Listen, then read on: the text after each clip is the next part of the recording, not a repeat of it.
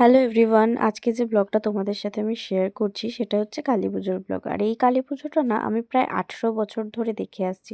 মানে জ্ঞান হওয়ার পর থেকে আমি এই পুজো দেখে আসছি। আর যবে থেকে মোটামুটি কাজ টুকটাক করতে পারি ঠাকুরের, তবে থেকে মানে সবাই তো নর্মালি ঘরের ঠাকুর পুজো দেয় টুকটাক, কিন্তু আমি না প্রথমে এই কালী পুজোর টুকটাক কাজ করা শিখেছিলাম, তারপর আস্তে ধীরে পুজো দেওয়া এইসব শিখেছি। আর আজকে সেখানে দাঁড়িয়ে এই কালী পুজোর মোটামুটি 70% কাজ আমি একা হাতেই সামলাতে পারি। কারণ এই পুজোর খুঁটিনাটি সবটাই আমার জানা হয়ে গেছে। আর তাই এবছরে আমার খুব ইচ্ছে হয়েছিল যে মাকে নিজের হাতে একটা মালা গেঁথে দেবো। তাও ওই জবা বা রজনীগন্ধা নয়, কারণ সেটা প্রত্যেক বছর মাকে কেউ না কেউ দেয়ই, আর বাড়ি থেকে তো দেওয়াই হয়।